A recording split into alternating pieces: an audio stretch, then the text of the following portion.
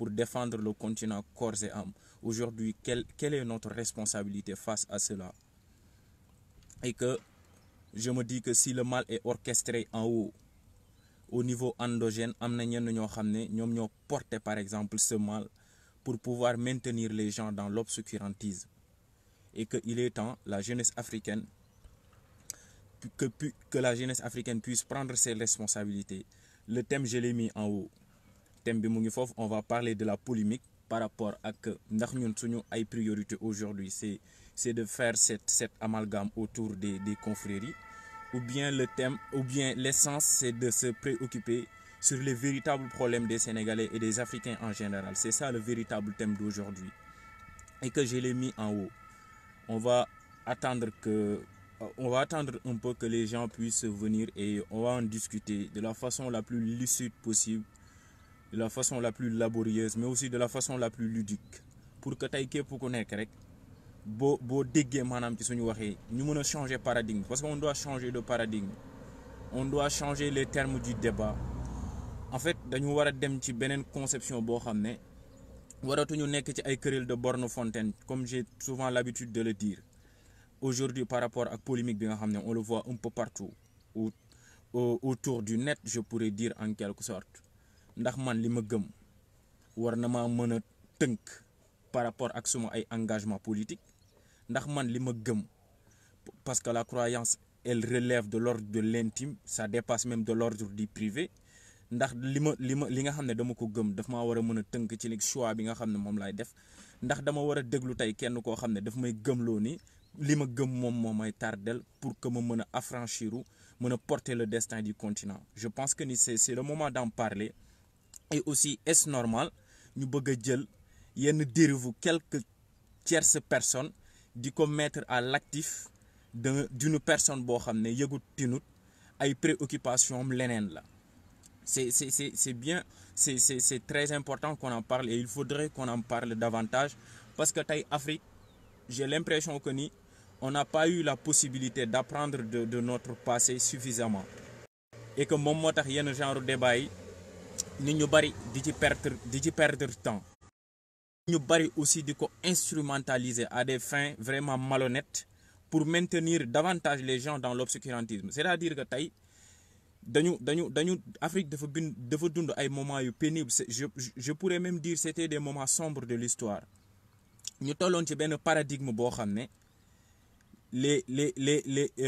les contemporains de Thomas Sankara, ils n'avaient pas pu discerner par exemple le combat que menait Thomas Sankara. Moom moo tax il était seul dans son combat. Les gens ils l'ont diabolisé au sein du continent, en Afrique, mais aussi en Occident et dans d'autres contrées. Gars yi jaxase ko ñëpp ne kii nii voilà il est un personnage subversif. Boo gisee Thomas Sankara, c'est un exemple. Nga gis par exemple nga ñëw au Sénégal, tu prends l'exemple de Mamadou Dia. Mamadou Dia, dans sa clairvoyance et son désir de changement, il voulait changer le Sénégal. Et à travers, par exemple, le Sénégal, ça aurait pu inspirer d'autres pays. Que le Sénégal m'a inspiré d'autres nations. Mamadou Dia, au lendemain des indépendances, il avait senti le besoin de rompre le cordon ombilical entre le Sénégal et la France et de diversifier les relations entre le Sénégal et les autres pays, et que d'autres aussi modèles de développement l'avaient inspiré à l'époque. D'autres modèles de développement, par exemple, lorsque Mamadou Dia s'est rendu en Chine à travers le modèle soviétique, Mamadou Dia dafa gisoon ni loolu waroon na mën a permettre Sénégal mu jóge ci guute yi nga xam ne loolu la nekkoon. Bi mu ñëwee au Sénégal, il a essayé en réalité de faire la pédagogie nécessaire pour ñu mën a dépasser paradigme yooyu, pour ñu mën a jóge ci sous-développement, pour ñu mën a jóge ci suñu dépendance. Bi nga xamee ne par exemple, il y a pas mal de gens qui n'ont pas compris en réalité la démarche de Mamadou Dia, et que dans la foulée, les politiques en ont profité. L'exemple de Senghor en 1962, il dafa profiter wu ci kaaw Mamadou Dia, maanaam dem ci yenn kilifa diine jaxase leen ne leen Mamadou Dia en réalité dafa bëggoon jël seen ay terre def ci loo xam ne kenn xamu ko, te loolu noonu dafay appauvrir suñu baykat yi. kilifa ñi nga xam ne ci ñooñu la demoon nitu diine yi nga xam ne ñooñu la demoon ñooñu ils n'avaient pas compris en réalité ñu jàpp ni Senghor li mu doon wax dëgg la bi ñu jàppee ni Senghor li mu doon wax dëgg la ils ont laissé Mamadou Dia seul avec ses prédateurs avec les loups bi ñu bàyyee Mamadou Dia avec les loups gars yi dañu ko collé motif accusé ko de ñu ne Mamadou Dia en fait daf doon fomenter daf doon créer coup d'état 12 ans de sa vie or que ni Mamadou Dia bëggut woon lenn ludut Sénégal mën a am non seulement indépendance boo xam ne dafay effective parce que au 21e siècle aujourd'hui on a compris que ni il nous manquait davantage des choses l'Afrique n'est pas encore indépendante tey ba tey ñëpp xam nañ ni l'Afrique n'est pas indépendante et que ñu bëri comprendre nañ ni maanaam la deuxième phase de la décolonisation doit voir le jour parce que ba tey dañoo dépendant que ça soit le Sénégal dañoo dépendant ci côté yëpp que ça soit les autres pays africains dañoo dépendant ci côté yëpp et que en 1962 bi nga xam ne Mamadou Dia dafa jugoon loolu la bëggoon xeex Sénégal am libertéem Afrique am libertéem ñu am maanaam un développement viable ba tey par exemple au 21e siècle ñu doon mën di wax sax développement durable et que tey bu ñu ñëwee ba au 21e siècle ñu am des leaders comme la trempe de Ousmane Sonko je vais le citer nommément il inspire beaucoup d'espoir mais aussi il est l'espoir de toute une jeunesse gars yi di ko xool di gis démarche am di gis maanaam ni nga xam ne noonu lay doxee di gis par exemple kàddoom di gis constance am di gis li nga xam ne maanaam mbébét yi nga xam ne am na ko ci Sénégal di gis aussi par exemple son honnêteté par rapport et aussi sa foi par rapport à sa discours boobu ba tey n'a pas changé et que tey dañoo nekk ci jamono joo xam ne parole avec preuve la ñuy dox que ma nekk lu ma mënti doon ci loolu la ñuy dox en réalité on voit la démarche de Ousmane Sonko et il est dans cette logique là et que tey ndax man mi nga xam ne je me suis porté volontaire génn di wax ak yéen sama ay incongruité sama ay waxi dof ndax maanaam dañ koy imputer ci responsable Ousmane Sonko ça serait absurde ça serait utopique et que ça serait vraiment dommage li nga xam ne man ma koy wax mu engagement en tant que personne yow nga bëgg ko jël par exemple ne Ousmane Sonko xale bi doon wax sànq ci live bi li mu doon wax Ousmane Sonko moom moo ko moom c'est dommage moom moo tax par exemple je me dis que ni nos braves gens qui étaient isolés avant les indépendances ou bien même voire même après les indépendances ils l'ont été tout simplement par calomnie nit ñi dañ leen doon calomnie dañ leen di dëkkal non seulement fu ñu dëkkul dañ leen di wax loolu lu ñu waxul pour nga xam ne ñoom ñi nga xam ne par exemple cette domination mën leen a jëriñ parce que boo xoolee tey Afrique ci guute yi mu nekk population yi sonn amuñu ay infrastructures yu baax amuñu santé yu baax amuñu système éducatif bu baax amuñu dara lu baax nit ñi sonn les classes populaires ils sont exploités davantage exploités et ils vivent dans des conditions extrêmement difficiles. Ça profite au niveau à quelques particuliers par exemple suñu dëkk yi lu ñuy sonn am na yenn politique yoo xam ne loolu daf leen di jëriñ loolu lim leen di jëriñee nag moom mooy eux ils sont des milliardaires ils sont des richards léegi autant ñu bàyyi ñu dee ci pauvreté autant ñu bàyyi ñu dee ci ñàkk xam autant ñu bàyyi ñu dee ci feebar autant ñu bàyyi ñu par exemple ñu dee ci lenn loo xam ne du dëgg moom moo tax à chaque fois ils utiliseront toutes les méthodes qui seront à leur disposition pour mën a discréditer les gens qui se sont levés pour dire non à ces systèmes qui ont été là depuis les indépendances. Faut que les gens soient éveillés, faut que les gens soient éclairés, faut que les gens puissent aujourd'hui distinguer le vrai du faux et la bonne graine de l'ivraie. C'est très important et que le combat pour la libération de l'Afrique, le combat pour le changement de l'Afrique, loolu ça fait appel à notre sensibilité, ça fait appel à notre patriotisme et aussi ça fait appel à notre clairvoyance. Et que man mi nga xam ne je suis un jeune, j'ai une part de responsabilité par rapport à tout ça. Yow mi nga xam ne sénégalais nga, yow mi nga xam ne africain nga, maanaam da nga am une responsabilité citoyenne par rapport à cela. Moom moo tax tey ñun ñëpp dañoo war a comprendre loolu. Et que yow mi nga xam ne aussi tu as la possibilité de parler yàlla moom moo jagle loolu nit ñu bari di la dégg te parfois nga wax sa wax dem fenn foo xam ne maanaam yow sax dalay dépasser. Donc tu dois prendre en perspective toutes ces réalités là. C'est pas que ni damay wax rek damay wax lu ma neex et que en quelque sorte je vais faire des dégâts derrière. Ça nous retarderait davantage. Afrique day gën a tardé bu nekkee ci logique boobu rek la ñu nekk. Afrique day gën a nekk ci guuta bu nekkee ci logique boobu rek la ñu nekk, mais aussi Sénégal day gën a pauvre bu nekkee ci logique boobu rek la ñu nekk. Parce que tey boo xoolee en 2020 ñu nekk ci gars yi naan ku mel ni man toog naan non Mamadou Dia mënoon nañ ko amaat ba tey. Ku nekk toog naan non Cheikh Anta Diop bu nekkoon président Sénégal. Ku nekk toog naan par exemple bu ñu amoon une coalition après les indépendances entre Mamadou Dia et Cheikh Anta Diop kon tey par exemple ban Sénégal la ñu am. Donc nous avons une responsabilité. Nous avons une responsabilité aujourd'hui de faire en fait le bon choix. Maanaam 2019 raw nañu. Mais en réalité am na leen loo xam ne ñu ngi koy togg dans les années à venir pour ñu mën a changer par exemple de paradigme, pour ñu mën a aussi changer ci logique bi nga xam ne moom la ñu nekk.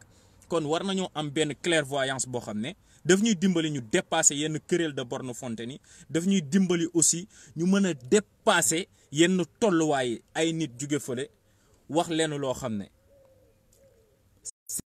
dugal ni ci actifu par exemple ñàkk a xam. Parce que gis nga ñàkk a xam moom mooy tax parfois nit di dugg ci yenn yoo xam ne dafay xaw a doy waar. Parce que yow sax après dalay jaaxal da nga toog ba ci yàgg nga ne waa kii nii li muy wax fan la ko jëlee. Tout simplement dafay manquer benn connaissance. Parce que manquer benn connaissance historique moom mooy tax nit am sañ-sañu génn di wax yoo xam ne maanaam xamu ko. Maanaam li gars yi di wax naan l'ignorance est la mère de tous les vices. Effectivement loolu la parce que tey bu ñu xoolee Ousmane Sonko dans sa démarche dans sa logique da nga gis ne Ousmane Sonko tey maanaam il s'inspire dans un modèle purement africain. Il s'inspire dans un modèle qui tire sa substance dans l'enseignement des gens qui ont déjà été là ou bien des gens qui ont marqué l'histoire du Sénégal. Et que les gens qui ont marqué l'histoire du Sénégal, les gens qui ont marqué l'histoire de l'Afrique, on ne peut pas en extraire ne que par exemple ñi nga xam ne ñooñu jiite suñu ay guides religieux wala ñeneen ak ñeneen mënuñ cee bokk parce que loolu manque connaissance historique la. Parce que tey képp ku xam képp ku comprendre di nga xam ne maanaam suñu ay guides religieux ñoom ñoo njëkk a mëne ce combat, ñoom ñoo njëkk a wane patriotisme. Suñu ay guides religieux ñoom ñoo njëkk a def une révolution bien avant même la révolution française. Xam nga loolu lan moom moo tax xam nga nit bu génnee di wax leen loo xam ne maîtriser ko parfois dafay metti de man ça fait très mal. Xam nga nit buy wax loo xam ne parce que tey boo toogee naan sëriñ diw sëriñ nangam gis nga Afrique en particulier le Sénégal en 1776 il y a eu la révolution Torodo. Cette révolution Torodo a été dirigée par Thierno Souleymane Baal. Thierno Souleymane Baal bi mu génnee dem jàngi ji alxuraan Thierno Souleymane Baal daa génne ji dem jàngi ji alxuraan jàng bi mu ñibbisee bi mu ñëwee gis ni par exemple y avait la dynastie des Satigi, la dynastie des Diniyanké noonu lañ koy tuddee soit Satigi soit Diniyanké. Thierno Souleymane Baal ku nekk xam na ni par exemple ça son appartenance religieuse. Thierno Souleymane Baal bi mu ñëwee mu gis ni maanaam dafa amoon par yi nga xam ne dañ koy dénoncer tey ci société sénégalaise amoon na népotisme amoon na en réalité par exemple gabegie amoon na par exemple benn royauté constitutionnelle boo xam ne moom moo amoon ci dëkkam di lekk xaalis Torodo dañ ko amoon les Foutanké te par exemple peuple bi kenn amu ci dara. Thierno Souleymane Baal ne lii dafa war a jeex Thierno Souleymane Baal bi mu ne lii dafa war a jeex il a acté une révolution et que cette révolution il a été soutenu par des marabouts. Thierno Souleymane Baal, des marabouts non seulement qui étaient issus de la Mauritanie dans la sous-région boo doon xool ñi nga ay marabouts yu ndaw yoo xam ne dañoo jógewoon ci sous-région bi jóge ay Mauritanie jóge ay Guinée ñëw jàppale ci Thierno Souleymane Baal pour mu mën a def révolution boobu. Et que Thierno Souleymane Baal non seulement il a déboulonné la dynastie des Deniyanké, la dynastie des Deniyanké ñooñu noonu nga xam ne par exemple ñoom la ñu mën a wax ne kay ñoom ñoo mel ni comme suñu politiciens yi jubuñu doon sàcc xaalisu futanke yi di def lu nekk par exemple Thierno Souleymane Baal jëlee leen fa.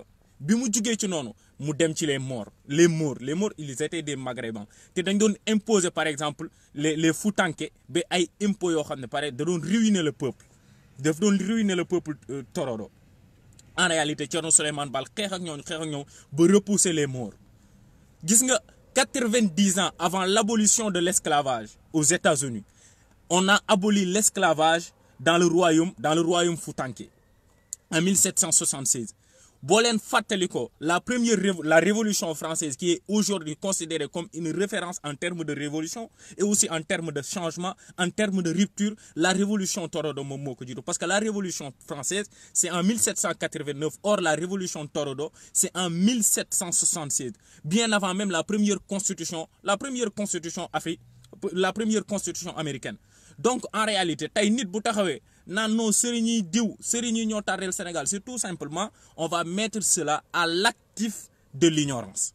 da ngay xam ne kii di wax li yàlla xam na ne li muy wax sax moom xamu ko, yàlla xam na ne li muy wax sax maîtriser wu ko te Ousmane Sonko tey boo gisee par exemple ndaw yi nga xam ne ñoom ñoo topp Ousmane Sonko y a ce désir d'appartenance dans la fratrie africaine et dans nos anciens qui ont marqué notre histoire. kon tey en termes de référence ñun dañuy xool Thierno Souleymane Baal xool li mu def ci diine parce que tey par exemple Thierno Souleymane Baal bi mu fa jëlee la dynastie des Satigué boobu dañoo amoon par exemple un état théologique boobu noonu par exemple le royaume Foutanké amoon boobu da doon inspiré wu ci religion état boobu noonu lan la doon wane dëggal jubal ak leeral. Thierno Souleymane Baal bi mu defee révolution bi ba pare Thierno Souleymane Baal ci goreem te pourtant c'était un religieux. Thierno Souleymane Baal ci goreem daf ne moom il voulait rester un fervent défenseur du royaume des Foutanké mu jël pouvoir bi gars yi ne ko kon yow yaa ñu wate mu ne non moom def na révolution bi ba pare mais dafay bàyyi keneen jiite Abdel révolution moom moo continuer en fait son combat après la révolution. Donc nit ki parfois bu ñuy wax day baax ñu dem ba à la source pour mën a comprendre suñu histoire, comprendre par exemple suñu mag ñu baax ñi ñoom lan lañ fi def. Yeggaguñu par exemple dinaa ñëwaat par exemple ci beneen histoire boo xoolee tey pendant la colonisation ou bien même avant même la colonisation boo xoolee tey école Xaali Omar Fall école Pire Xaali Omar Fall bu Pire école boobu bi fa tubaab yi ñëwee Xaali Omar Fall boo ko xoolee daf doon inspiré wu ci njàngale Serigne Touba ñu sonaloon tubaab bi trop par rapport ak produits yi nga xam ne dañ ko doon génne sujet yi nga xam ne dañ ko doon génne nit ñi nga xam ne école boobu noonu daf ko doon defar. En réalité école boobu dafa nekkoon une université islamique mais aussi c'était une mosquée. École boobu daf doon créer ñoo xam ne tubaab yi dañ leen tuddee woon pendant la colonisation ñoom ñooñu lañ doon tuddee les personnes les plus subversives. boo déggee ñu naan les plus subversives mooy nit ñi nga xam ne ñoom ñoo doon gën a andil problème colonisation bi parce que buñ daan jugee ci école boobu dañ leen daan xamal seen bopp.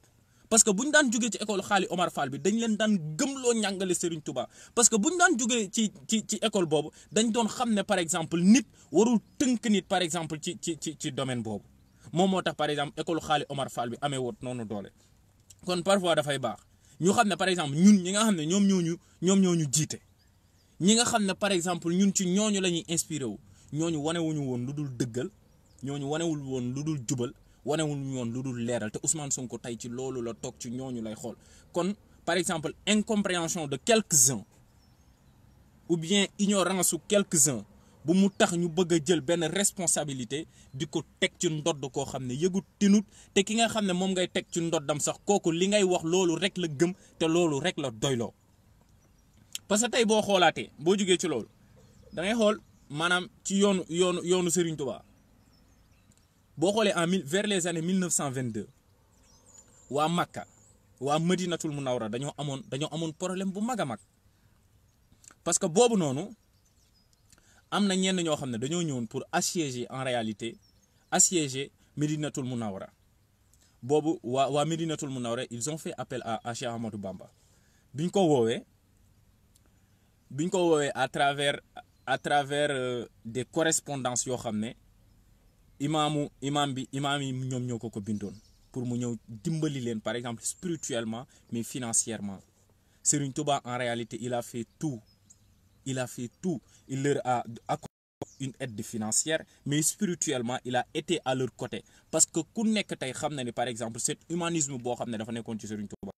Humanisme boobu moom moo taxoon mu naan ix jàmmiyal alwara maanaam dañ ko yónni woon ci nit ñëpp ci bépp nit ku mu mënti doon te Serigne Touba musul cautionner injustice maanaam il a toujours été un patriote moo tax par exemple mu dem dimbali waa Màkka jox leen xaalis ba pare maanaam dimbalee leen par exemple spirituellement mu jàppale leen moom moo tax waa Màkka doon ko wax naan c'est toi qui dois délivrer en réalité le peuple noir des ténèbres de l'ignorance maanaam Serigne Touba ñun ci jàng yooyu ñun ci loolu la ñu toog ñun loolu la ñu xam ci loolu la ñu yer ci dëggal jubal ak leeral tey nag bu ñu gisee par exemple un leader boo xam ne dafay incarner li nga xam ne suñu mag ñi dañ ko doon incarner am un leader boo xam ne dafay incarner loo xam ne ñu révolutionnaire africain yëpp wala révolutionnaire yi nga xam ne ñoom ñoo mës a am ci monde bi yëpp loolu la ñuy incarner ngal gars yi dimbali leen ñu on est au 21e siècle c'est le moment pour que l'Afrique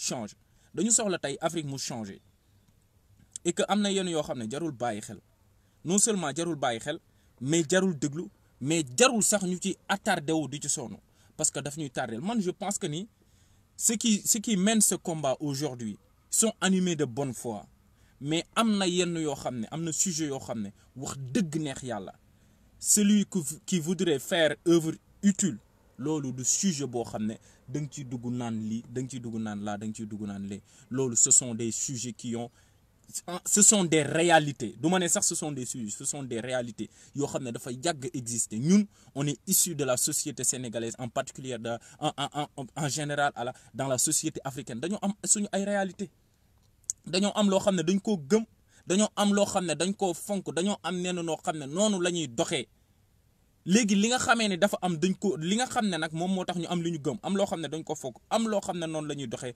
moom moo tax saa su nekk dañoo war a dem par exemple kersa bi ñuy wax on ne peut pas construire un pays dans la division on ne peut pas construire un pays dans la calomnie on ne peut pas construire un pays en réalité dans la complaisance moom mooy jug rek taxaw wax loo xam ne daf la neex ñu ne non ñi ànd ak Ousmane Sonko ñoom ñoo ko wax wala ñu ne non ñi ànd ak Khalifa Sall dañoo bëgg a andi par exemple une division ñi ànd ak kii dañoo yeb par exemple kilifa diine yi non ñi ànd ak Ousmane Sonko boo leen xoolee ba tey bi ñu tàmbalee li ñuy wane moom mooy lan moom mooy respect moom mooy proposition moom mooy un débat élevé par exemple ci li nga xam ne dafa xew parce que boo xoolee avec l'avènement de Ousmane ay intéressé wu ci kan moo nekkoon Mamadou Dia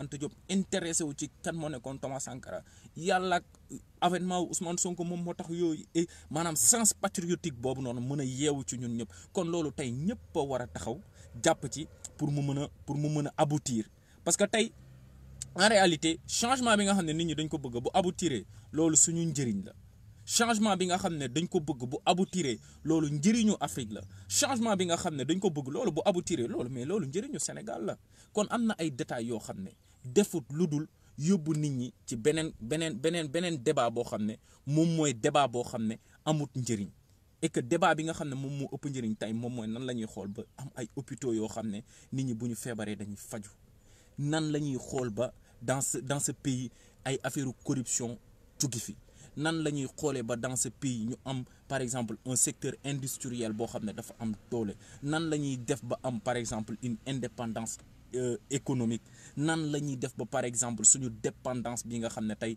dafa cruyade nan la ñuy def ba mu jóge fi loolu moom moo am solo yooyu moom mooy les véritables débats et que comment on va faire pour que l'on puisse en fait ay débat ñu internationaliser le combat de l'homme noir en réalité tey boo xoolee par rapport à l'actualité les Africains ils sont brimés en Chine ils sont persécutés ils sont considérés comme du bétail et que pourquoi le silence complice de l'Union africaine pourquoi les Africains ne se donnent pas la main pourquoi nos dirigeants ne s'activent pas pour pouvoir trouver des solutions par rapport à nos frères qui sont éhontés ailleurs dans le monde Pourquoi en réalité les autres continents, ils ne nous respectent pas?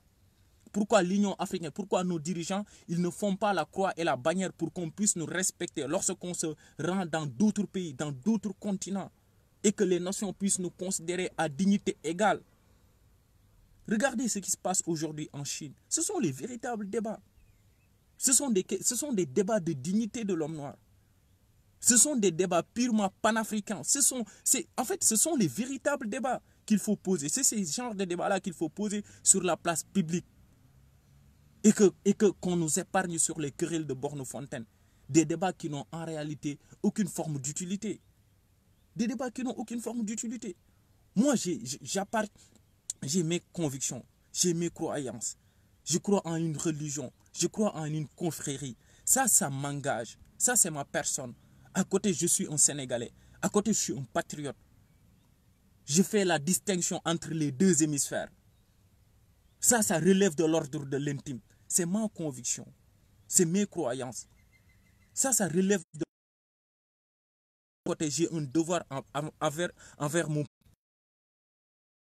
envers ma patrie. Ça, je dois le mener convenablement. J'ai aussi une responsabilité envers le continent africain. Et que je dois tout faire pour qu'on puisse respecter l'Afrique et les Africains. Ce sont les véritables débats qu'il faut poser sur la place publique. Pourquoi les gens ils meurent dans la Méditerranée? Ce sont ces véritables débats qu'il faut poser. Pourquoi les gens ils prennent les embarcations de fortune? Ce sont ces débats qu'il faut poser sur la place publique.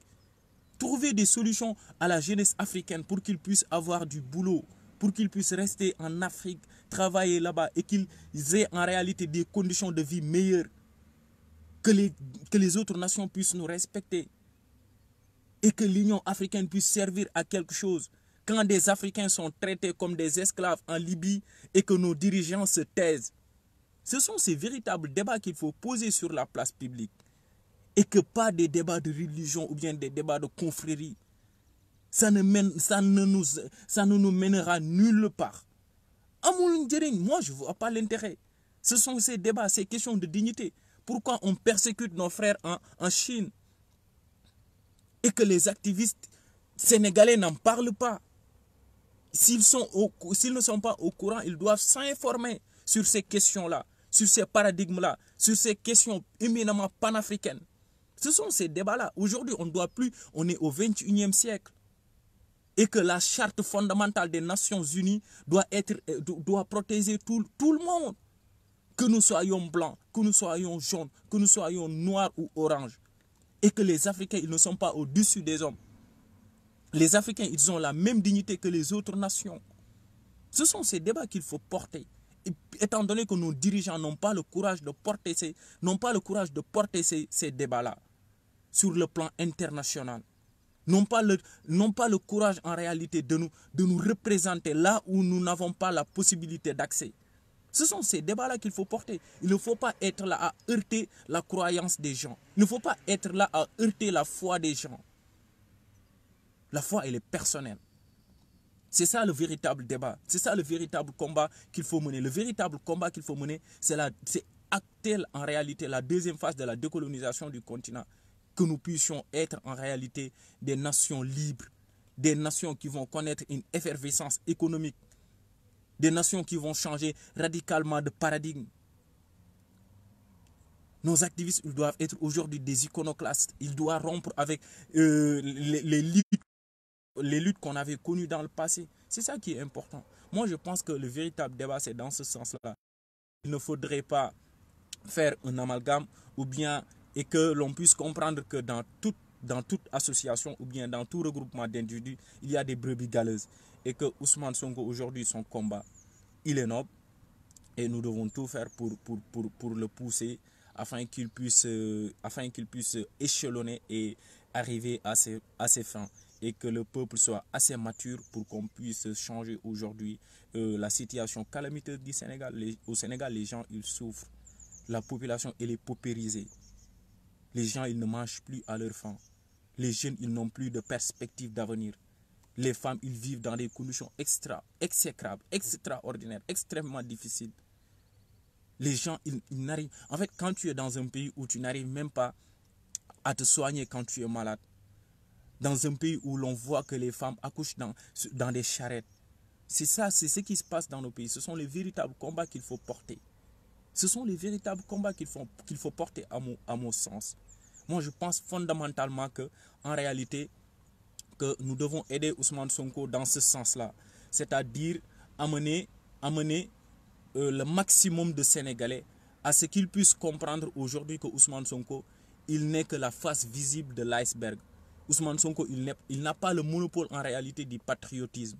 Il nous a conscientisés, il nous a amenés à croire en son combat, mais le véritable combat, c'est nous qui devons le mener. C'est pour une telle raison, j'admire bien une de ses citations quand il disait que le changement, c'est nous. Il n'a jamais dit que le changement était lui. Il a dit que le changement, c'est nous.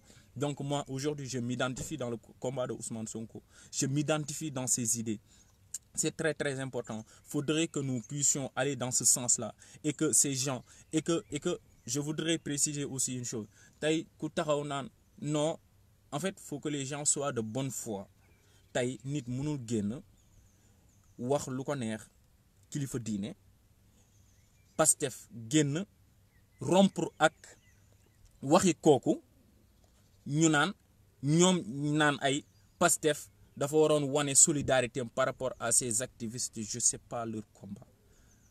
Tay Pastef bu montré woon benn solidarité par rapport ak activistes yooyu man ma ba Pastef parce que Pastef xamee wuñ ko ci lu dul respect. Pastef xamee wuñ leen ci lu dul xam-xam. Pastef xamee wuñ leen ci lu dul constance. Pastef xamee wuñ leen ci lu dul proposition d'idée. C'est ça qui est important. Et que tey man mënuma respecter koo xam ne daf naan ma dafay yeb sama ay maam dafay yeb ay maam El Hadji Malick li ñu fi jàngale. Montre solidarité par rapport ak beneen sëriñ mënuma jox par exemple une quelconque importance koo xam ne dafay remettre en question par exemple li nga xam ne moom la fi Limamou Laye Baye jàngale wala li nga xam ne en réalité moom la fi Baye Niass jàngale man mënuma jox kooku aucune amul crédit bu ma xam ne dama ko koy accordel man je vois pas ça et que je pense que ni loolu yooyu yëpp ce ne sont pas les véritables débats. Ce ne sont pas les véritables débats. Moi, je pense que les véritables débats, moi, ni ni nan la ñuy xolé ba Afrique changer. Ni ni lan la ñuy xolé ba continent africain bi changer. Ni ni nan la ñuy xolé ba en réalité, xam nga amna yenn yo xamné les gens ils doivent être au courant ci souffrance nit ñi. Parce que amna ñenn ñoo xamné xamuñu lu xew. Xamuñu lu xew et il faudrait que nous puissions faire nous la jeunesse africaine en fait de la ñu mëna faire de l'agitation et de la propagande. Nit ñi xam par exemple nos véritables problèmes.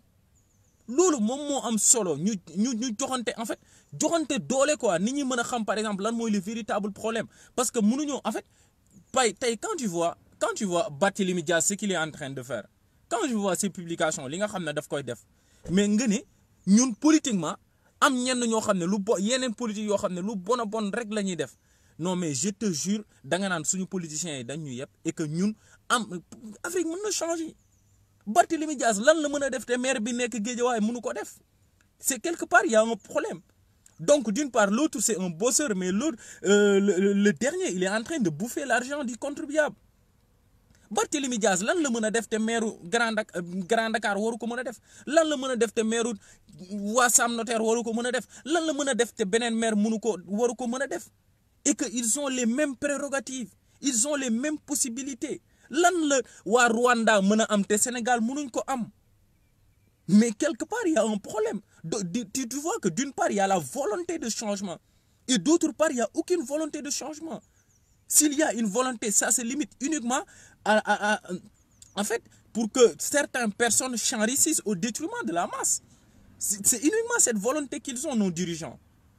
C'est uniquement cette volonté qu'ils ont et que am na yenn yoo xam ne amul sens quoi. Moi je pense que ni l'Afrique on en a marre quoi. On en a vraiment marre ay querelle de borne fontaine ay waa Côte d'Ivoire jubóo wuñu ak waa Sénégal ay waa Côte d'Ivoire ñoom ñoo tax waa Sénégal demuñu wala waa Botswana ñoom ñooy kii wala ay waa Ousmane Sonko jubóo wuñu ak waa Idi ñun dañoo war a nekk benn.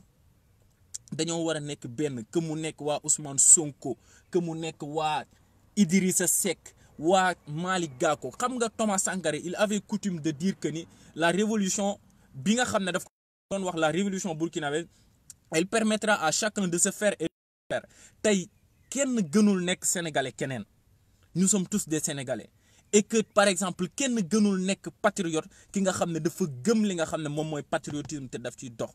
Donc en réalité nous devons nous donner, nous devons en fait être assez clairvoyants sur cette conception là. Nit ñi xam loolu ñu xam ne tey li nga xam ne la seule chose qui vaille c'est l'Afrique. La seule chose qui est importante c'est en fait c'est le Sénégal. Nan la ñuy def ba Sénégal changer kenn ku nekk di dox ci loolu par rapport ak suñu ay diversité ku nekk prendre en compte que ni en Afrique dañoo am ay affaires yoo xam ne c'est sacré. mënuñu ci dara loolu yàlla moom moo ko def te loolu moom mooy constituer maanaam la singularité de notre continent loolu moom mooy constituer la singularité de notre continent li nga xam ne maanaam ñun dañ koy dund loolu Afrique la am loolu moom mooy suñu particularité mënuñoo importer par exemple beneen modèle boo xam ne feneen lañ ko jëlee. On a vu ce que la démocratie a fait chez nous. La démocratie qu'on a importée ailleurs, c'est cette même démocratie qui a tué Kadhafi. On a importé une démocratie mimétique qui chez nous a provoqué en réalité, qui a fait que politiquement nous avons des pays dominés. Économiquement nous avons des pays exploités. Culturellement on a des pays phagocytés culturellement. En réalité les Africains ils n'existent pas. Certes on existe sur la carte du monde, mais en réalité concrètement on n'existe pas. On nous dicte tout ce qu'on doit faire. Nous avons des dirigeants qui sont dirigés. Donc nous sommes doublement dirigés. Intérieurement, nous sommes dirigés, mais nos dirigeants, ils sont dirigés. C'est le moment pour que nous puissions avoir en réalité des dirigeants libres. Une société civile éveillée. C'est ça le véritable combat. Que les gens puissent se soigner quand ils sont malades. Que les jeunes puissent aller à l'école convenablement. Qu'on puisse lutter pour que l'émancipation des femmes puisse être aujourd'hui une réalité. Que les femmes puissent accéder à des postes de haute responsabilité. C'est ça le véritable combat qu'on doit mener.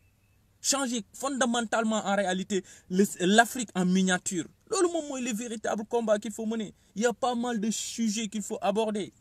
Kon nañu dimbali ci ay détails yoo xam ne amul njëriñ ngal ngir yàlla dimbali leen ci ay détails yoo xam ne amul njëriñ. C'était juste une petite intervention. Je pense que ni voilà les gens ils vont reprendre dinañ delloo si waat seen xel ñu xam ne am na détails yoo xam ne jarul kër Idrissa Seck que ñu bokk kër Khalifa Sall que ñu bokk beneen kër ñu xam ne par exemple am na leen loo xam ne dafa dépasser parti politique xam ne dafa dépasser politique loolu gëm-gëmu nit ki la li gëm-gëmu nit ki nag loolu dépasser na parti politique. Donc les gens ils doivent être assez responsables et traiter certains problèmes avec beaucoup de responsabilité. C'est hyper important. Ki nga xam ne dafa dëkk Casamance man je connais des Casamançais man je suis pas un Casamançais je les admire dama leen a bëgg ils font partie du Sénégal. Dakar dëkkuma fa je fais partie de Dakar fa laa nekk ñun Sénégal benn bopp lañ kenn mënul xar ñaar yooyu noonu di ko gis sax di ko dugal ci Facebook bi ça me fait très mal. Ça me fait très mal. Am na yoo xam ne waruñu ko dugal ci ay Facebook nit ñi di ko gis ay ngay taxaw di wax yoo xam ne kenn waru ko wax loo xam ne maanaam ça dépasse le bon sens.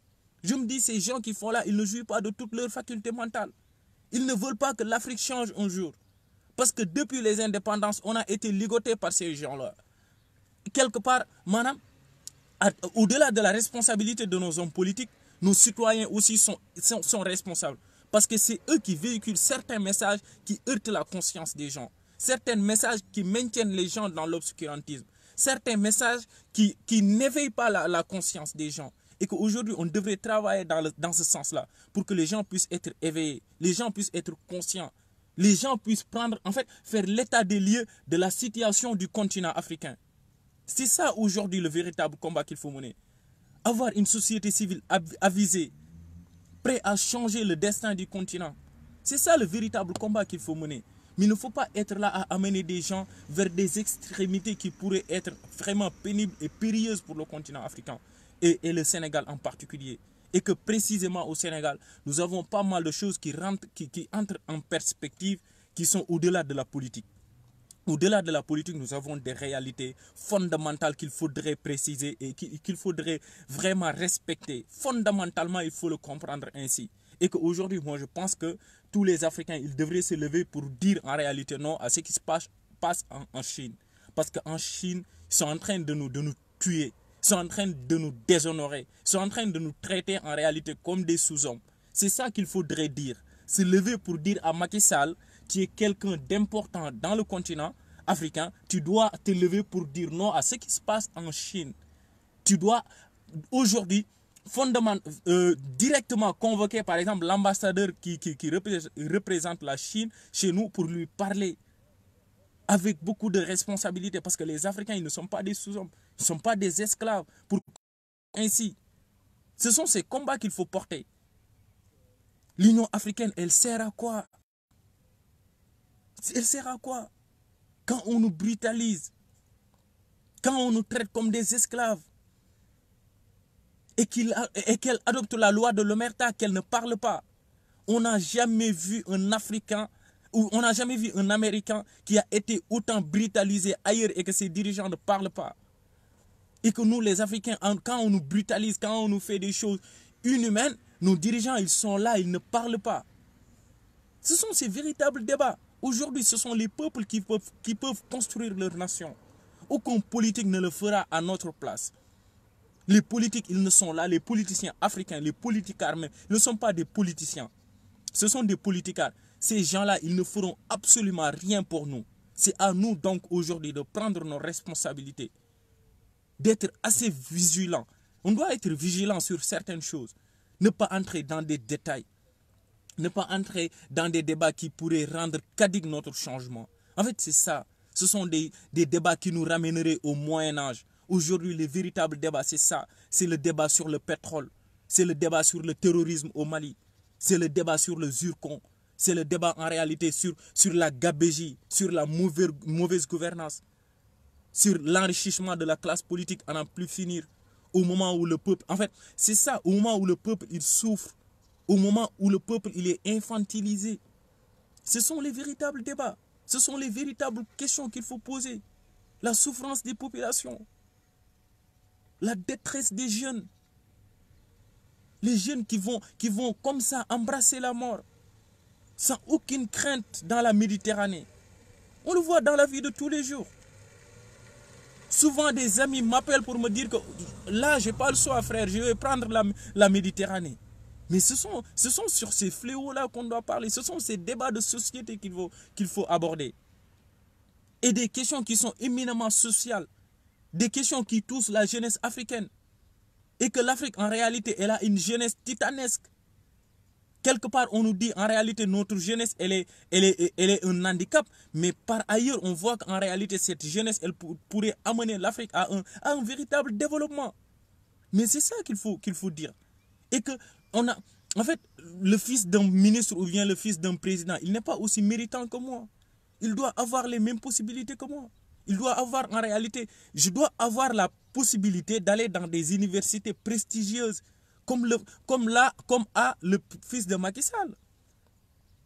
En fait, là, ce sont ces véritables débats qu'il faut poser. Et que nous nek liggéey bu mucc ayib mën a nekk ci jàmm. Ñun nekk par exemple Sénégal nekk ay maçon nekk ci secteur informel bi par rapport ak yi mën a nekk ci jàmm. Mën a liggéey boo xam ne daf leen di permettre en réalité ñu mën a subvenir à leurs besoins et aux besoins de leur famille. Nit ñi am ay revenus yoo xam ne par exemple le revenu par habitant mën a permettre nit ki mu dund boo xam ne par exemple dafay honorer la dignité humaine. Et que Afrique ngay gis nit ki yeewu en réalité suba ba ngoon mënul am téeméer. Mais nit bu mënul xëy suba ba ngoon mënoo am téeméer yow ban dignité nga am ci àdduna. Ce sont ces véritables débats. Nit ku mënul am téeméer ci journée ngay gis ne par exemple benn Bougazelli mën naa am milliard ci journée. Mais quelque part il y a une inégale répartition des richesses. Ce sont ces véritables débats pour qu'il y ait aujourd'hui une véritable équité, une justice sociale solide. C'est ça qu'il faudrait s'attaquer à ces mots-là. Ce sont les véritables mots de la société sénégalaise. Nos politiciens qui ont été là depuis les indépendances, qui n'ont pas pu en réalité nous amener vers les lumières et qu'aujourd'hui on a des hommes bien éclairés qui sont capables de changer la situation. Quand on voit Ousmane Sonko, un inspecteur des impôts qui a été limogé tout simplement par ses convictions et qu'aujourd'hui des querelles de borne-fontaine vont foutre en l'air tout ce qu'il a travaillé durant ces années. Mais les gens, soyons sérieux, ayons le courage de tenir un langage véridique les uns envers les autres. Moi, je ne vais pas regarder qu'on fasse la même chose qu'on a fait à Thomas Sankara, à Ousmane Sonko. Je ne vais pas l'accepter. Je ne vais pas accepter qu'on fait en réalité la même chose qu'on a fait à Mamadou Dia, à Ousmane Sonko. Je ne vais pas l'accepter. Je ne vais pas accepter qu'on fait la même chose qu'on a fait à Cheikh Anta Diop, à Guy Marius Sagna. Il ne faut pas l'accepter. Il ne faut pas en fait consommer toutes sortes en réalité d'incongruités. Il y a des gens, en fait, dañuy waxi dof la ñuy wax. Afrique soxlawul ay débat yooyu. Soxlawuñu ay débat ay kii fii la dëkk ay kee fee la dëkk. Maanaam juge Kéba Mbaye daf ko doon wax depuis 2005 mu ngi ko doon wax UCAD naan dañoo war a am ay sociétés yoo xam ne par exemple dañuy mën a porter suñu ay développement parce que par exemple mu ngi ko doon wax Bachir Beni Ahmed daf ko doon wax naan par exemple depuis les indépendances suñu nguur yi nga xam ne ñoom ñoo fi précédé ils n'ont pas pu par exemple am ay sociétés yoo xam ne dañ leen di boo feebaree da ngay faju te boo waree jàng da ngay jàngi. Mu ne 60 ans après les indépendances, nos dirigeants qui se sont succédés n'ont pas pu soigner et bien éduquer leur peuple pour leur rendre utilement au travail. Et que bataille ñu ngi ci paradigme ban année le 2005 en 2005 on est toujours dans ce même schéma-là. Ce sont les véritables débats de société. Comment nos richesses sont réparties? Comment nos matières premières sont bradées, le bradage de nos matières premières. Aujourd'hui, on parle de l'aide alimentaire. Nit ñi di daw, le président, waaw, aide bi mu fi andi. Quelle aide? C'est l'argent du contribuable. Taille les Français là, ils sont restés ces jours confinés, mais ils sont payés. L'État a tout géré. C'est le devoir régalien de l'État. Et que dañoo nekk ci peuple yoo xam ne tey nit ki buñ lay defal li nga xam ne maanaam c'est ton devoir le plus absolu sax da ngay jàpp ni par exemple lii ñu lay defal maanaam daf laa jomb non jomb la ça c'est tout ça c'est à toi. Quand l'État te met dans des conditions optimales, c'est son devoir, c'est son droit le plus absolu. C'est ton droit le plus absolu. L'État, il doit te considérer. L'État, il doit travailler pour t'amener à que tu puisses avoir des conditions de vie optimales, meilleures même, voire paradisiaques. Parce qu'on le voit. Et que lu ñu wax rek nit ku ñuul, en particulier les Sénégalais, souvent on est là. Ils nous regardent du haut. Par exemple, dañuy xool ñun ñoo nekk ci suuf, ñun ñoo le bas peuple. Même ce terme doit être changé aujourd'hui. Nous devons être iconoclastes. Dañoo war a changer rapport yooyu nga xam ne moom mooy dox ci ñun ak suñu ay dirigeants. Te loolu ci respect lay jaar. Loolu ci ay débat de société lay jaar. Parce que am na ñenn ñoo xam ne xamuñu. Ils n'ont pas compris ce qui se passe. Ils pensent que un politicien c'est un démirge. C'est un demi-dieu. Koo xam ne par exemple, il a des milliards, il a des millions. Or que un fonctionnaire étatique ne peut pas être un milliardaire en un temps record. Un fonctionnaire étatique, yow, tu n'es pas un entrepreneur, tu n'as pas une entreprise, tu n'as absolument rien du tout qui te rapporterait de l'argent quelque part. Yow, quelque temps, en l'espace de 2 ans, tu es un milliardaire et que ça n'alerte personne. Sous le regard impunitif de nos lois. Ku nekk di toog une justice inféodée, une justice complètement délabrée. Le pouvoir législatif n'en parle même pas, ça n'existe pas. À l'Assemblée nationale, à part Ousmane Sonko et quelques députés, qui est-ce qui est là-bas pour représenter le peuple sénégalais? La représentation en réalité légitime du peuple. Ñi nga xam ne ñoom ñoo war a nekk par exemple le pouvoir du peuple, ils sont là pour leurs propres intérêts. Fii la ñu gis un député xaw ma Malaw mu naan Malaw man député Macky Sall la. Ça c'est une balafre, ça c'est une honte. Ce sont les véritables débats de société qu'il faut poser sur la table. D'ici 2024, ay députés yoo xam ne par exemple ils vont représenter le peuple. Ils vont porter le combat du peuple. Ils vont se poser à la représentation nationale. Bu ñu demee foofu di poser des débats sur le zircon. Bu ñu demee foofu di poser des débats sur le pétrole. Bu ñu demee foofu maanaam di poser des débats sur des hôpitaux. Xoolal tey li ñu alloué santé ci budget Sénégal. budget Sénégal santé liñ ko alloué moo gën a bon. Or que ni Sénégal nit boo feebaree boo amul xaalis tu vas croupir. Les hôpitaux sont aujourd'hui des mouroirs. Les gens ils meurent dans les hôpitaux. Combien de gens cette année sont morts dans les hôpitaux? Combien de gens sont morts dans les hôpitaux? Parce qu'ils n'ont pas les moyens. Parce qu'ils font partie du bas peuple. C'est pour ça qu'ils sont morts. Parce que quelque part, les politiciens ont bradé les ressources. C'est parce que quelque part, certains politiciens ont volé l'argent du peuple. Ont volé l'argent du contribuable. À telle enseigne que nous n'avons plus même la possibilité de nous soigner quand nous sommes malades. C'est ça le véritable débat de société. Il faut renverser la donne, il faut renverser la tendance. Il faut que le peuple reprenne en réalité son véritable pouvoir, sa véritable force. Nit ñi li ñuy dund Burkina Faso moom la ñuy dund Sénégal. Le Sénégal n'a absolument rien d'exception. Et que faut que les gens soient un peu exigeants.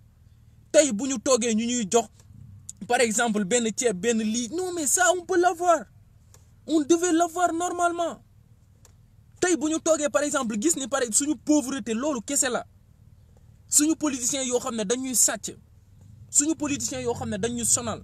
Tey Sénégal xoolal tey xaalis bi mu doon wut par exemple ci Covid 19 bi pour mën a financer traitement au Covid 19 bi 1200 milliards pratiquement au maximum 1200 milliards 1200 milliards lu bari dañ ko ci leb. On a fait la croix et la bannière au moment où suñu secteur privé national mënoon naa participer xaalis boobu bu nekkee état doon na leen jàppale. Parce que tey boo xoolee boo comparé Sénégal ak Maroc seen secteur privé seen ay entrepreneur ñooñu seen état daf leen a jàppale dañoo teg ci kaw table bi 2500 milliards ñun li ñu bëggoon ñooñu dañ ko dépassé waxuma la ak secteur privé boo xam ne secteur privé public bi la seen secteur privé ñoo génne xaalis bi nga xam ne ñëpp dañ ko soxla ak quelques gens tey ñu nekk fii par exemple ku nekk naan kii joxe na lii kii joxe na le Macky Sall quelqu'un boo xam ne il est le père de la nation on a coutume de dire ça yow ngay am chaque année plus de fonds politiques ay 8 milliards ci Covid bii nii combien tu as participé 50 millions tu ne peux même pas nous donner 1 milliard ton peuple au moment où les gens ils souffrent au moment où les gens ils meurent ces 8 milliards mënoo ci sax tabax hôpitaux nga ne yow tu es le père de la nation tu aimes ton peuple tu aimes ta patrie tu aimes quel genre de dirigeant faudrait qu'on ait le courage de nous séparer de ces genres de personnes là loolu moom moo am solo moom moo tax tey le véritable débat nous devions l'accentuer dans ce sens là nous devions en fait loolu la foofu la ñu war a accentuer le véritable débat nekkul débat boo xam ne dañ fi nekk ma nekk fi naan la non sama sëriñ moo gën a baax sa sëriñ sama kii moo gën a baax sa lii Afrique politique sëriñ yee ko tardel Afrique benn sëriñ tardelu ko Afrique nous avons des politiciens véreux des roublards qui ne sont là que pour leurs propres intérêts c'est à ces gens-là qu'il faut s'attaquer tout simplement et travailler à éveiller des consciences travailler ba nit ñi mën a xam ne ba société yi mën a société civile bi mën a comprendre ils doivent avoir le droit à l'accès à la santé à l'éducation à l'eau potable aux bonnes infrastructures et que Sénégal ngay nekk maanaam eau potable sax mënoo ko am y a des gens qui ne am na Afrique ñoo xam ne Sénégal dañ fa nekk ndox mu set mënuñ ko naan et que c'est un droit universel xale boo xam ne Sénégal tout xale da ngay juddu ba am plus de 10 ans duggoo école amoo possibilité parce que say parents amuñu xaalis boo xam ne moom lañ lay yóbboo école mënuñu la jëndal ay fourniture te obligé nga dem nekk tailleur te obligé nga dem nekk mécanicien parce que tes parents ils ne t'ont pas amené à l'école parce que tout simplement ils n'avaient pas les moyens ils n'avaient pas les possibilités or que ça c'est un droit loolu droit wu nit ki la loolu droit wu nit ki la c'est à ces débats là qu'il faut poser les gens ils ne sont pas dupes ñi nga xam ne ñu ngi fële na le ci njongoloor bu ñu demoon expliquer loolu dinañ comprendre yooyu moom mooy le véritable débat mais dem ba foo xam ne naan ay nit ñi sëñ Touba lii Alaaji Malick lii Alaaji Malick lee y a des gens qui sont doués dans ce domaine là nañ ko bàyyeeg ñooñu ñu wax ci sëñ Touba li mu fi def ñu wax Alaaji Malick li mu fi def ñu wax Bou Kounta li mu fi def ñu wax Baye Niass li mu fi def ñooñu ñu jël leen def leen suñu xol ñu nekk suñu ay repères ci dëggal ci jubal ak leeral ci baaxal ñu avancer ñun nag par rapport quant à ñu suñu ay responsabilité mooy lan moom mooy nan la ñuy def ba mën a amener le Sénégal à des lendemains meilleurs nous ne devons pas faire les mêmes erreurs que nos anciens ñi nga xam ne dañ fay nekkoon erreurs yi ñu def ñun waruñ koo def Aujourd'hui, la jeunesse africaine, elle est connectée de Dakar à Abidjan, de Abidjan à Kinshasa, de Kinshasa à Lumumbashi. La jeunesse africaine, elle est connectée. Moi, je pense que la jeunesse sénégalaise, elle n'est pas au courant de ce qui se passe. Les gens qui sont en train de faire tout en réalité pour que l'homme noir puisse être respecté. Pour qu'on ne soit plus obligé en réalité. Parce que nous, on est obligé de voyager. De nga gis ni par exemple, voyage, choix. En fait, il y a un peuple, de nga gis ni par exemple, en fait, j'ai envie de voyager, je vais voyager. Mais quand tu es un Africain, tu ne dis pas que j'ai envie de voyager, mais tu es contraint de voyager. Les gens qui sont en Europe, ceux qui sont en Amérique, ceux qui sont dans d'autres pays, ils sont forcés de voyager. Parce que dans leur pays, ils n'ont pas là-bas la possibilité. Or, les Occidentaux, ou bien les Américains, ou bien les Asiatiques, aujourd'hui, ils ont le choix. Ils peuvent rester chez eux et vivre là convenablement. Et que Afrique, quand tu es là-bas, tu ne peux pas vivre chez toi convenablement. Parce que dans les l'air ni bo xey mëno am témèr bo jëndé ndéki dalay leer ni bo xey di nga gis sa yaay di joy parce que amul lenn loo xam ne moom la mënee dépense nga xëy gis sa papa toog ci grand place bi dara mënu ko parce que quelque part depuis les indépendances il y a que des politiciens qui sont véreux, qui ne sont pas sérieux, qui ne nous aiment pas, qui nous brutalisent. Ils ne sont bons que pour brimer des manifestants et que nit ñi noppi ci loolu. Le véritable débat moom moo war a nekk lan ay débat yu amut njëriñ nit ki waratul xam sax ay droit am nit ki waratul xam sax li nga xam ne moom moo nekk yoon loolu moom mooy le véritable débat et que ñu bàyyi détails yoo xam ne dañ ciy dugg man quand tu me trouves tu me dis que ni ce lit là ce li nga gëm ce lit mais tu m'as heurté tu m'as offensé loolu dafa metti ñëw Ousmane Sonko toog fi mu toog di liggéey li mu liggéey yëgu tinun ngeen bëgg fi nekk naan Ousmane Sonko waa Pastef xale yi Pastef yi dañuy yekk lu mel ni di sëriñ si lu bon sëriñ sek genre affaire yooyu au nom de quoi nañu prendre suñu ay responsabilité ngeen xam ne am na leen loo xam ne maanaam cër la boo xam ne da nga koo war a jox sa bopp cër boo jox sa bopp moom mooy lan nit ki li mu gëm da nga koo war a respecteel même bu gëmul yàlla sax da nga koo war a respecter te ñu xam ne lu ñu tardel politique yu bon la loolu kese moom moo ñu tardel nit ki li mu gëm maanaam nit ki boo ko xeebalee li mu gëm yaa ko tooñ nit ki li mu gëm la loolu bokkul ak li nga xam ne moom mooy changer le continent l'essentiel c'est ça qu'on puisse aller dans ce sens-là nit ñi mën a xam jigéen ñi mën a maanaam taux d'échec scolaire u jigéen ñi ñu mun ko jaayante ba mu changer désertification école yi ñu bàyyi ko xale yi nga xam ne dañuy teel a bàyyi jàng ñu mën leen maintenir à l'école lan moom mooy tax loolu parce que suñu dirigeants yi xam nañ ni bu ñu jàngee dañuy révolté wu l'école éveille des consciences moom moo tax par exemple du ñu financer ci jàng na tey école yi nañu tëj seen yoon nekku si parce que ce sont ces jeunes là qui demain vont se révolter pour dire halte à ce système pour sonner le glas des prédateurs moom moo tax par exemple yi warul mën a sooxe c'est-à-dire que jàng rek ak faju santé yooyu warul sooxe ci dëkk parce que en réalité c'est la base ça c'est la quintessence d'un pays loolu moom moo war a nekk par exemple le besoin le plus fondamental loolu la ne nit ñi bu ñu feebaree faju nit ñi bu ñu waree dem jàngi ji yooyu la ñu war a waxtaan ñu jaayante ba suñu loolu la ñu war a waxtaan ce sont les véritables débats de société qu'on puisse nous respecter et que les jeunes arrêtent de prendre la Méditerranée nos femmes puissent être respectées loolu moom moo am solo nga xam ne yow boo demee ci kii buñ nee la da ngaa tubaabe dootoo kontaan nit ku ñuul mën a gëm boppam ce sont les véritables débats de société et que tey lan moom moo tax nit ki ñu naan la da ngaa tubaabe ngay kontaan man tey bu may wax nga ne ma da ngaa tubaabe damay kontaan te danga maa waroon wax da ngaa africain yooyu moo kontaan dañoo dem ba suñu politique yu bon sax dañoo demloo ba gëmatuñu ñun suñu bopp yow pour nga gëm sa bopp sax faaw ñu affilier la ak beneen nation faaw ñu affilier la ak beneen nationalité pour nga xam ne yow tu es important faaw ñu ne la yow de da ngaa tubaabee yow nii ngay waxee yow de comme tubaab rek nga mën a kontaan parce que tu penses que ni un Africain il ne vaut absolument rien du tout inconsciemment il faut s'attaquer à ces dogmes-là il faut rompre épistémologiquement avec ces dogmes-là qui n'existent pas yooyu moom mooy les véritables débats de société il faut arriver à libérer la mentalité des gens.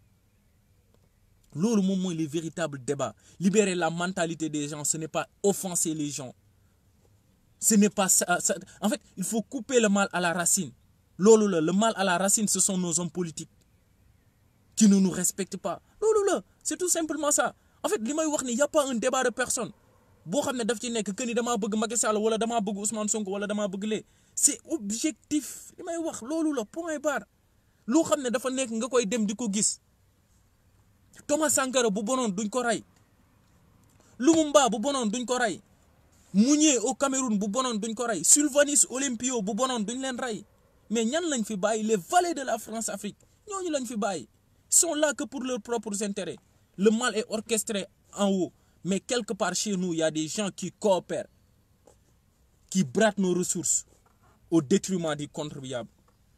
Ngay ñëw Sénégal, par exemple, je vous explique Bagoré Bathily. Bagoré Bathily, c'est un entrepreneur sénégalais. Bagoré Bathily moom mooy defar soowu dollima. Mais kooku par exemple li muy fay ay impôts sax les entreprises étrangères duñ ko fay ay impôts. Li muy fay ci ay taxes pour ay produits am sax laa lay wax ni non mais daf lay metti quoi.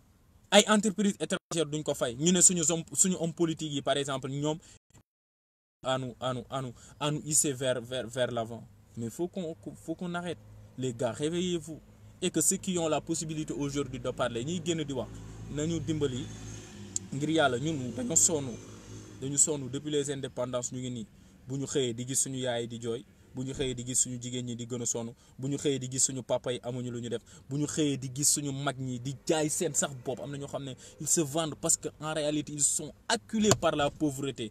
Gis nga moo tax maam Moussa Ka daf doon wax loolu maam Moussa Ka daf doon wax naan ñàkk moo bon ci waaju baax te islam ak christianisme ak religion bu mënti wàcc da ngaa xeex ñaar yi mooy ñàkk ak réer moo tax ku nekk da nga ko war a xeex. ñàkk ak réer rek moom moo war a xeex moom la nit war a xeex ci àdduna mais du yenn yi ngeen di xeex amul benn njëriñ. Vous étiez dans une bonne logique, dans une très bonne lancée. Continuez dans ce sens-là. Ñu mën a décoloniser les mentalités li mag ñi doon wax. C'est ça en réalité. Ay pays yoo xam ne il n'existe que de nom. Pays yoo xam ne politiquement nous sommes dominés. Économiquement nous sommes exploités. Culturellement on n'existe pas. Ce sont les véritables débats qu'il faut poser sur la place publique. Mais man doo ma fekk fi ma toog nga naa man lii dugg na fii non je t'écoute pas frère, je suis désolé. Tu n'es pas assez habile pour me donner des leçons yoo xam ne war naa ko mën a déglu. Serigne Touba li mu liggéey du man maay ñëw fii naan dama ciy posé wu ay questions et que je sais que ni li mu liggéey man sama maam liggéeyu ko. El Hadji Malick li mu liggéey sama maam liggéeyu ko. Bou Kounta li mu liggéey sama maam liggéeyu ko. Cheikh Omar Foutiyou li mu liggéey sama maam liggéeyu ko. Point barre jeex na on avance. Aujourd'hui le véritable débat nekkul par exemple delluwaat ci ay détails non le véritable débat c'est ça pour que nous puissions vivre avec dignité loolu la quoi vraiment. Maa ngi jégalu nag si j'ai été long. Maa ngi jégalu bu baax si j'ai été long mais je voulais juste en fait apporter quelques précisions et en fait ñu mën a xam ne par exemple un leader comme Ousmane Sonko il inspire bien des gens li dal nag Mamadou Dia 62 ñu jaar ci ay quelques individus ba mu dal leen na ñu dimbali ngal wa rasul mu bañ ñoo dal nit ku nekk nag say erreur na nga ko assumer ça n'engage que toi. Ousmane Sonko ku ko xam ci yar nga ko xamee ku ko xam ci diine nga ko xamee ku ko xam ci respecter suñu ay kilifa nga ko xamee kon am na yenn détails yoo xam ne voilà quoi boo leen bëggee ngeen créer un parti politique ngeen tuddee ko nu leen neex là-bas vous pouvez dire du n'importe quoi les gens ils ne vont pas s'y mixer tu vois lu leen neex diaboliser Cheikh Anta Diop ndaanaan boo xam ne laa lay wax ni ay livres musuñ ko publier Sénégal jàngale sax université amoon na problème pour def ko. Diaboliser ay nit ku baax ñu diaboliser la te dañuy jaar individu ñoo xam ne ils pensent que ni ils sont importants or que ni ils sont instrumentalisés et ils foutent le bordel un peu partout quoi loolu la. Faut que les Africains puissent se réveiller quoi il est temps que les Africains se réveillent et que ñu attaquer les véritables problèmes pour changement mën a am yooyu mooy jaar xanaa xamoo ni yooyu mooy tax révolution mën a am ci dëkk. Ay la révolution cubaine bi muy am mais nit ñi dañ daan xëy duñu lekk duñu naan moom moo tax ñu def révolution loolu rek moom moo tax ñu def révolution mais gisoo benn kibaa nit ñi naan dañuy xëy def révolution parce que Serigne diw parce que Serigne nangam loolu ban njëriñ la am kibaa kan moo fa mës a gis loolu révolution yi ngay gis tey par exemple boo xoolee la révolution la fois passée par rapport aux Algériens par rapport au mouvement Hirak mais il s'est levé pour dire non aux hommes politiques ban révolution nga mës a gis ñu jug naan dañuy xeex ay loo xam ne ñàkk na fayda wala ñàkkul fayda yooyu amul njaañ parce que xam nañ ni tout se fait et se trame à travers la politique c'est à travers la politique qu'on peut tout changer xam nañ loolu xam nañ ni par exemple les hommes politiques ils ont le monopole de la décision quand tu as un bon politicien moom moo tax par exemple Aristote daf doon def distinction boobu mu doon wax naan kii c'est un politique kii c'est un politicien homme politique bi nag kooku ku baax la kooku il ne travaille que pour son pays kooku il ne travaille que pour sa patrie kooku il ne travaille que pour un changement mais nag le politicien lui il se sert de ruse et de mensonge pour lui la fin justifie les moyens moom mooy par exemple li nga xam ne Machiavel daf ko doon wax maanaam il n'écoute que ils n'ont que cette conception la fin justifie les moyens qu'ils tuent ça ne les dérange pas qu'ils marchent sur des cadavres ça ne les dérange pas que la population souffre ça ne les dérange pas ñoom nañu accéder ci seen ay fin rek te seen ay fin du leen lu dul amu àdduna am boo xam ne leer na leen ne maanaam jaayante woo ko loolu rek moom moo leen ñor or l'homme politique lui il est là il est dans la droiture il travaille pour la justice il travaille pour l'égalité sociale parce que mënuñoo jël ñu ne les hommes politiques ñëpp a yem parce que loolu ngeen di def finalement boo leen duggee ci ay débat yu ñàkk fayda dañ naan homme politique yi de ñoom ñëpp a yem or que ni dans la foulée dans l'obscurantisme il y a en réalité une brèche de lumière qui pourrait nous amener au changement ce sont les véritables débats qu'il faut poser frère loolu moom moo am solo nit ñi mën a distinguer le bien du mal xam ne par exemple tel homme politique il dit la vérité il reste dans la constance nañu xool nan la ñuy ànd ak moom pour mën a changer Afrique mais Afrique da ngay gis des gens qui sont voilà quoi maa ngi jégalu quoi les gens ils doivent être assez matures tey ñu jug voilà ñu bañ a domestiquer le combat xam nga lan moom moo tax les gens là ils ont domestiqué le combat dañoo jàpp ni Afrique Sénégal la ils n'ont que ça en tête Afrique Sénégal la moom moo tax ñoom du leen déranger ils ont domestiqué le combat mais bu ñu génnee xool li nga xam ne moom moo xew Côte d'Ivoire xool li nga xam ne moom moo xew Libéria confronter suñu bopp ak ay yeneen pays dinañ xam ne on a tellement de sujets non mais hyper important à aborder que des sujets qui sont inutiles futiles qui vont maintenir les gens dans des trucs yoo xam ne amul benn sens. Aujourd'hui, l'actualité, c'est les Africains qui sont brimés en Chine et que nous devons montrer notre solidarité africaine. C'est ça en réalité. Nous sommes des Africains. On doit réclamer cette identité. C'est notre unique nationalité. Amul qui fait le dëkk wala kële fële le dëkk. Non, c'est pas ça. Nous sommes des Africains et nous le resterons. Nous n'avons pas une autre identité. Tey loolu la ñu war a doxee loolu la ñu war a comprendre.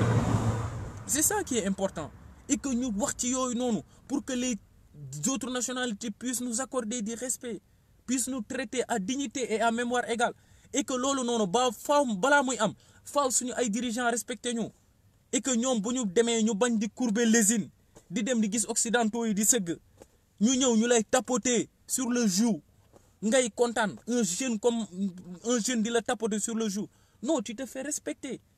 Et à travers toi, on va respecter ton peuple. Tey suñu dirigeants yi bu ñu respecté woon seen bopp non du ñu dem par exemple les Chinois ils n'allaient pas la police chinoise et elle n'allait pas faire ça. Ce que les Africains en Chine sont en train de subir, c'est inhumain, c'est déshonorant, ça dévalorise l'humain.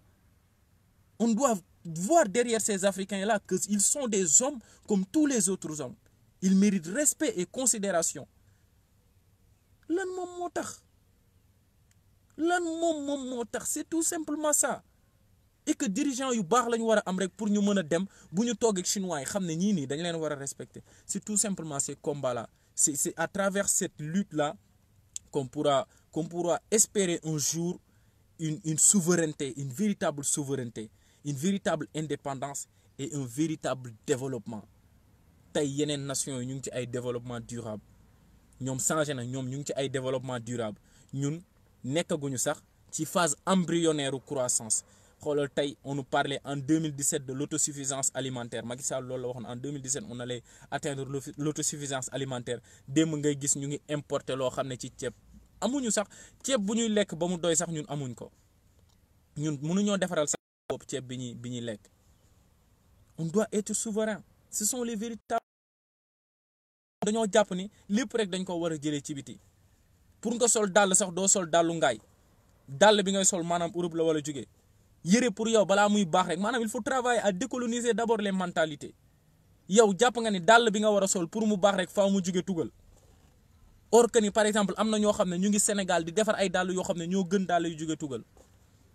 Il faut travailler sur ça ngay dem par exemple boo demee boutique ba di jënd soow nga gis soowu ardo ak soowu dolima nga jënd soowu ardo quoi tu vois pour ñu mën a changer maa ngi jaajëfal ñëpp bëggee ñi nekkoon ci live bi je vous souhaite joyeux Pâques comprendre ngeen ñi doon seetaan live bi passé leen Pâques bu neex et que voilà joyeux Pâques aussi à nos frères catholiques une communauté vraiment